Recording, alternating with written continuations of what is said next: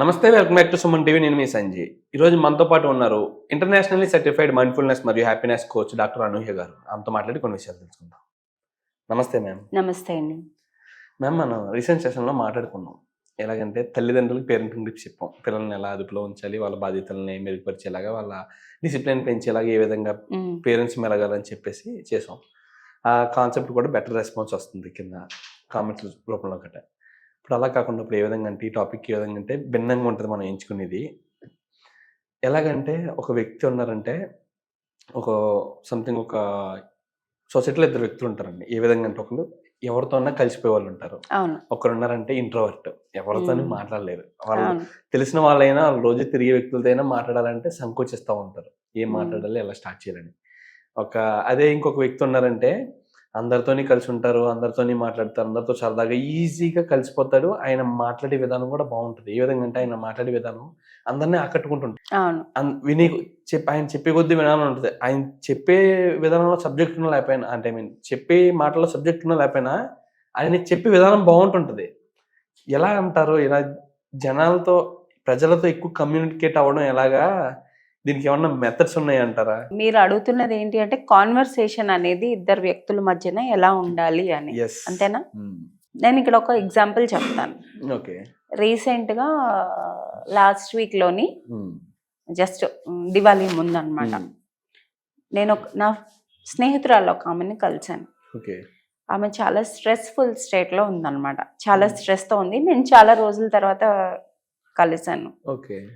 So ఇలాగా మీరు మీ friend ఇలాగా ఒక కరెక్ట్ స్టేట్లో లేరు అంటే మీరు ఏం చేస్తారు? వాడిని అంటే ఆ స్టేట్ కి కారణం ఏంటో కనుక్కుని దాన్ని సాల్వ్ చేయడానికి ప్రయత్నిస్తా, వాడి మూడ్ చేంజ్ చేయడానికి ప్రయత్నిస్తా, కొంచెం మోటివేట్ చేస్తా. అవును. ప్రతి వ్యక్తి కూడా ఫస్ట్ చేసే పొరపాటు ఏంటి అంటే అవతల వాళ్ళు ఏవైనా ఇలా ఉన్నారు అంటే ముందు మనం మాట్లాడేయాలి. మన వంతు మనం మాట్లాడేసి మన సలహాలు మనం ఇచ్చేయాలి. అదేంటో ఎందుకు ఎందుకు ఎందుకు ఎందుకు అట్లా ఉన్నావు ఇట్లా అడుగుతూ ఉంటాం కదా. అందరం చేసే పని అదే. కానీ మనం అడిగే కొద్దీ వాళ్ళు ఏమి ఓపెన్ అవ్వరు. చాలా మంది ఓపెన్ అవ్వరు, అలా కామ్గా ఉంటారు.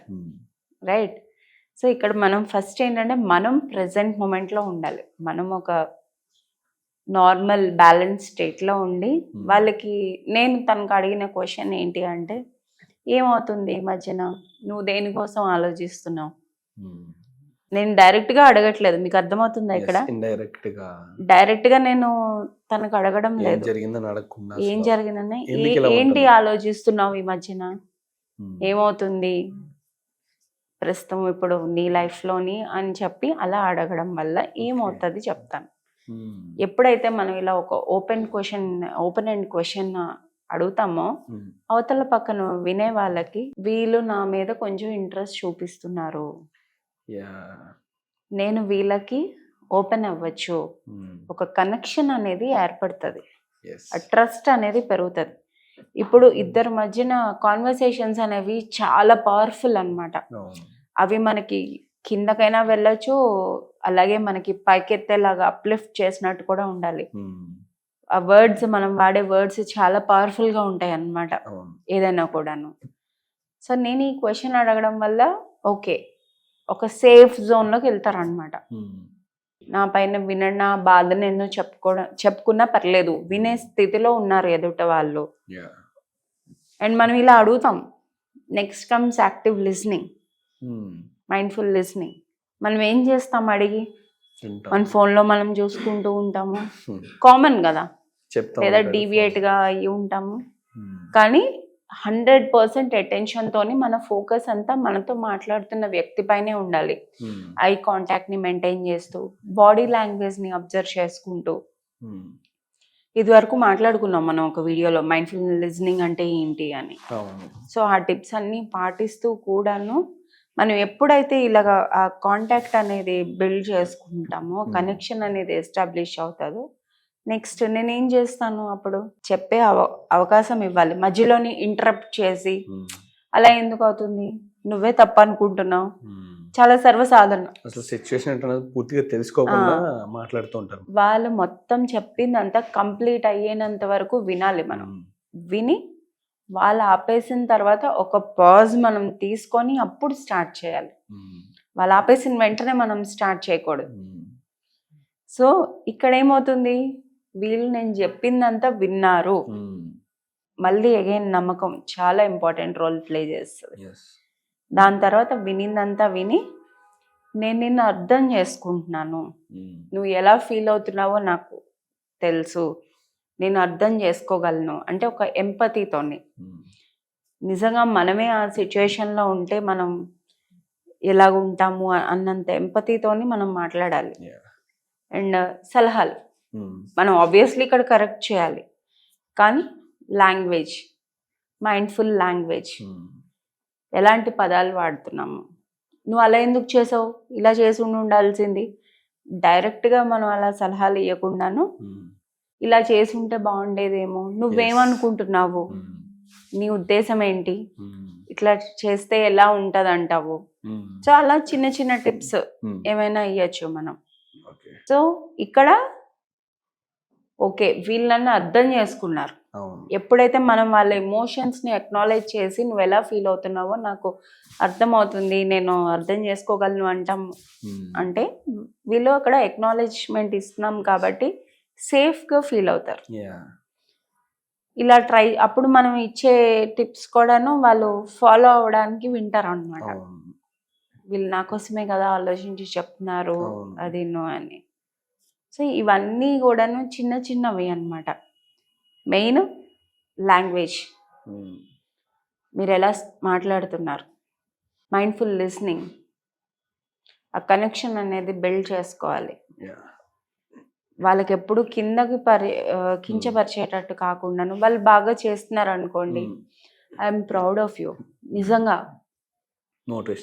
నువ్వు ఎంత కమిట్మెంట్, ఇంత కష్టమైంది కూడా నువ్వు ఇంత కమిట్మెంట్తో చేస్తున్నావు అంటే చాలా మెచ్చుకోదగ్గ విషయం. ఇప్పుడు ఒక వ్యక్తి ఇంకో వ్యక్తిని మెచ్చుకుంటే ఏమవుతుంది, ఆటోమేటిక్గా కొంత మనకు అదే ఒక బూస్ట్ లాగా అనమాట, ఒక కాన్ఫిడెన్స్ అనేది డెవలప్ అవుతుంది. ఇక్కడ చూసుకుంటే ఒక వ్యక్తి ఎదుగుతున్నారంటే కొంచెం అసహ్యతో మాట్లాడరు, కానీ వాళ్ళని ప్రోత్సహించాలన్న తత్వం వరకు ఉండదు. సో మనం ఇలా ప్రోత్సహించే విధంగా మాట్లాడాలి. సో ఇలా ఈ టిప్స్ అన్నీ ఫాలో అవటం వల్ల మనకు ఆ కాన్వర్సేషన్ లో అనేది ఒక హెల్దీ కాన్వర్సేషన్, ఇద్దరికి కూడా ఉపయోగపడేటట్టు ఉంటుంది. సో ఈ టిప్స్ అన్ని ఫాలో అయితే మన కాన్వర్సేషన్స్ అనేవి హెల్దీగా బాగా ఇన్ఫ్లుయెన్స్ చేసేటట్టు మాట్లాడాలి, అథెంటిక్ గా ఉండాలి. అంటే నువ్వు ఇక్కడ లోపల ఏం ఫీల్ అవుతున్నావో అది కరెక్ట్ గా బయటకు మాట్లాడితేనే కనెక్షన్ అనేది వస్తుంది. మ్యామ్ మీరు ఫస్ట్ ఒక విషయం చెప్పారు చూసారా, ఏంటంటే ఎవరన్నా వ్యక్తి బాధలో ఉంటే అంటే వాళ్ళు ఏదైనా సంథింగ్ డల్గా కానీ మూడ్ ఆఫ్ ఉంటే డైరెక్ట్గా మనం అడిగేస్తాం, ఏం జరిగిందిరా ఇలా ఉన్నావు, ఏమైంది, డైరెక్ట్గా అడిగేస్తాం. వాడికి ఏమనిపిస్తుంది అంటే వినేవారికి ఆ సిచ్యువేషన్లో ఉంటే నేనంటే వీడు ఏదో క్యూరియాసిటీ అడుగుతున్నాడు, ఏం జరిగిందన్న క్యూరియాసిటీతో అడుగుతున్నాడు తప్పితే నాకు సంథింగ్ నాకు మంచి కోరి ఎవరు అడగట్లేదన్న డెసిషన్కి వస్తాం మనం. వాళ్ళకి అక్కడ మన సలహా వద్దు, మనం ఉన్నాము అని ఒక ధైర్యం కావాలి వాళ్ళకి అంతే. అంటే నా బాధ చెప్పుకోవడానికి వినడానికి ఒక వ్యక్తి ఉన్నారు అని.